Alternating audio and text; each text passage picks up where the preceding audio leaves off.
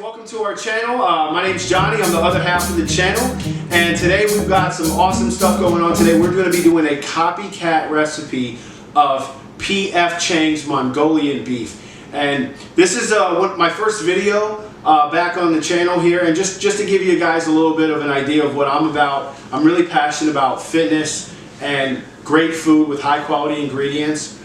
So this is something that you can feel good about making for your family, plus it tastes delicious. If there's not a P.F.Chang's near you, or maybe there is and you just don't want to go out there and you don't know what you might be getting ingredients wise, and plus it costs a little bit of extra coin, this is a great way to make an awesome tasting recipe that's exactly like P.F.Chang's Mongolian beef, right in the comfort of your home. So let's get into it, guys. I'm going to show you the ingredients and let's get cooking. So we've got the ingredients right here, and also I'm going to put the ingredients down below in the description as well, so that way you can easily follow along with the recipe. So first, guys, I've got about 2 pounds or so of flank steak cut up into thinner strips. When you go to P.F.Chang's, you'll notice they usually use like a thinner strip. You can do thicker cut, but just to kind of keep this a copycat recipe, I'm cutting it a little bit thinner into strips. Did you marinate that? That is also, yes, that's marinated. I'm gonna get into all that as well. Okay. So we're using soy sauce, give or take about 2 tablespoons of soy sauce. And that is the less sodium brand. Yeah, I'm using the Kiko Man, and I'm using less sodium because, like I said, I'm kind of trying to be a little health conscious here as well. You can make your own hoisin garlic sauce, but I just found this one from Soye to be very. It's not only is it tasty, but I feel like it's an easy way to get. It's already thick. It's already a solid sauce, so that's what we're going to be using as well. And we're going to be using sesame oil, a good amount of, green onions chopped up. We just keep those on the side. I don't mix those ingredients yet.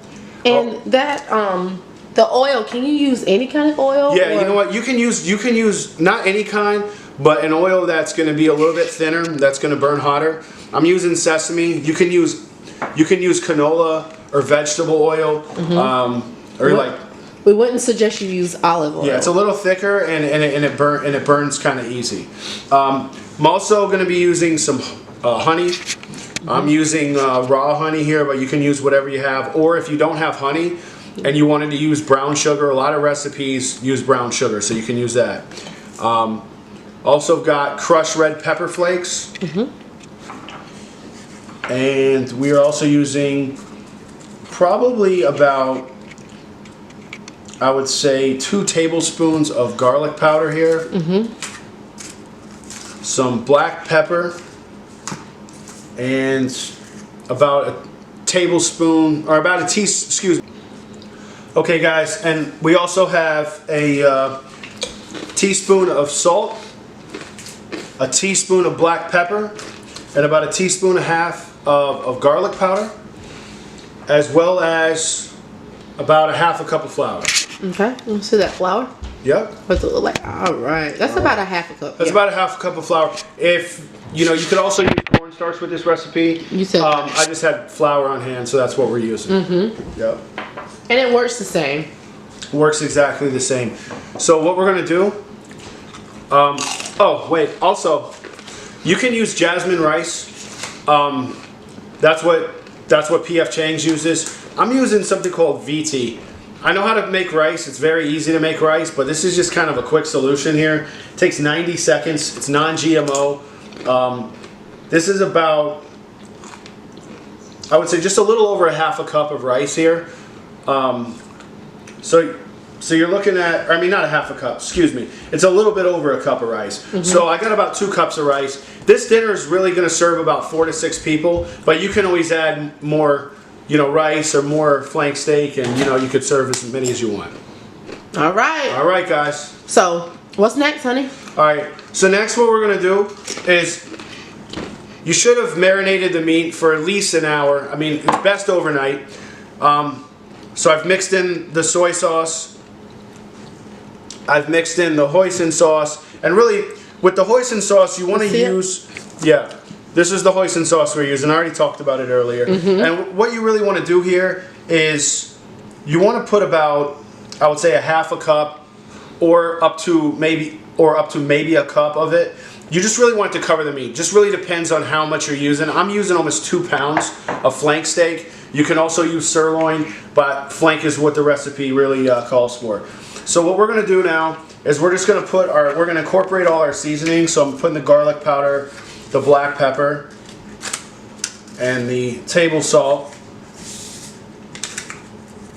And toss all of that. And just going to take a fork and just kind of make sure that that gets evenly incorporated into our marinated meat mixture.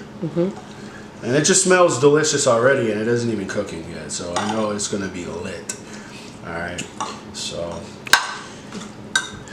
make sure that's all mixed up. yeah. And guys, after he's done with that, and then I'm going to add the flour. he's going to toss that with some Yeah, I'm flour. going to toss that in the flour. It's going to give it a nice coating here, so for the most part, this is a pretty healthy dish. And you know what I'm going to do? I'm not going to put all the flour in. I'm going to put just a little bit in just to make sure, because what you don't want it to be is like too chalky. Yeah.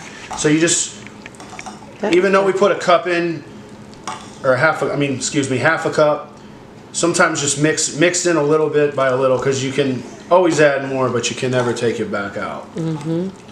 That looks like enough, doesn't it? You know, almost. It's close. Probably want to put just a tad more.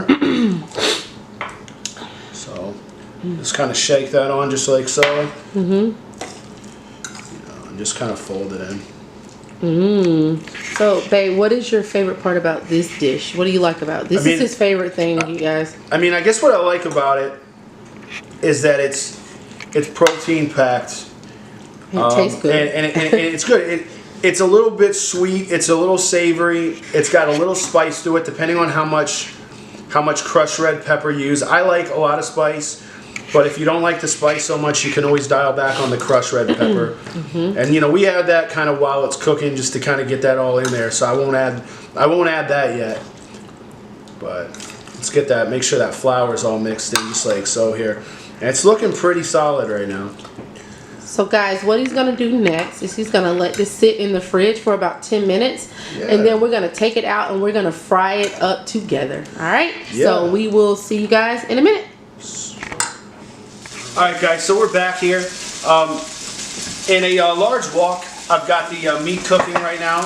I'm going to probably have to cook it in 2 parts because I didn't want to overcrowd it. I used about 1.5 tablespoons of sesame oil, but like I said, you can use any type of oil that you have on hand that's not going to burn. If you don't have a wok, you can also use a large cast iron skillet would work perfect as well, as long as you'd have to use one that does not have the ridges. You want to just kind of let this cook over medium heat. First, you want to get your oil hot, and then just kind of add it in as necessary. And this is really cooking great. You can already really smell the awesome flavors here.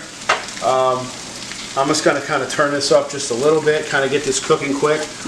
And you just kind of let it do its thing, and then when you get ready, obviously just flip it. Super easy to make this dish, guys.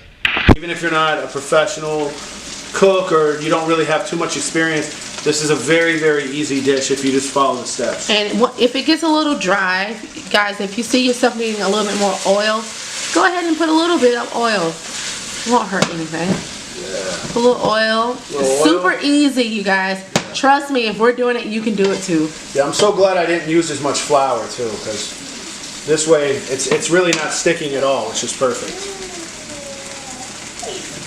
Alright guys, so we're going to brown this up. We're going to brown up all the meat. And then we will plate it and we will show you what it looks like. Alright? Right? Yeah, oh yeah. Sorry, I'm just daydreaming about this delicious Mongolian beef. My head's in like ancient China right now. Yeah. You know? Alright guys, so the Mongolian beef just finished up cooking. I tossed in some of the green onions here for color and obviously flavor. And we're going to go ahead and plate this dish up. And we're going to taste test it, show you what it looks like, and we're going to give you our opinion on that. Okay, we'll be right back, guys. Alright guys, so we've plated the dish, and man, does it look delicious. So I'm going to try it, and let you know, number one, is it good? Yeah. And number two, does it taste like P.F.Chang's Mongolian beef? I think it looks, I mean, you can take a look at it for yourself. Exactly like it. You can't see the rice. You can't. Well, here, I'll show you the rice here. It's why I like the VT. I mean, because you can use a rice cooker and make the jasmine, but the VT comes out very sticky, perfect sticky rice. So it tastes just like P.F.Chang's rice. Yes. So I'm gonna go ahead and try it and let you know here. I'm trying to get a little bit of everything in the bite here. Got a green onion in here. Mm-hmm. Got some of the rice, and got a nice piece of flank steak. Oh my gosh. Can I taste? Wow. Go. I gotta taste it. She's trying to taste it. I don't know if I'll have any left after I let her get a hold of it. Alright, there you go. Yo. This tastes just like P.F.Chang's. Mongolian Mondays over here, guys. This is the move. Oh my god.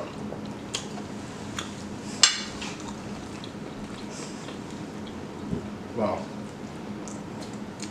And it's super easy. I don't want to talk with a mouthful, but so easy. If you work out, this is like perfect after like leg day. Because you got like your carbs, you got your protein. I mean, unbelievable meal. Well, guys, I think, in my opinion, not only is it delicious, it tastes just like P.F.Chang's Mongolian beef. It's probably slightly healthier too. Probably a little healthier because I can control the ingredients and the amounts, and definitely, you got the same taste, but I can definitely tell, just even in a couple of bites, that it's less sodium. So you won't feel bloated after you eat this. Lethargic, yeah. And you get the garlic, you get all the flavors. So I'm gonna definitely give this recipe, in my opinion, 5 out of 5. I want you guys to try it, make it at home. Let me know what you think. For more videos, please remember to like, comment, subscribe, and what would you guys like to see me make next, guys? All right? Or me. or Danielle. Danielle's fire in the kitchen. Complete fire in the kitchen. All right, guys. So yeah. All right, guys. Until next time. See you later, guys. Thank you. Peace out. Bye. Thank you. I'm about to smash this. Hit that smash button too. Yeah, smash. Yeah, I'm about to smash this Mongolian beef situation.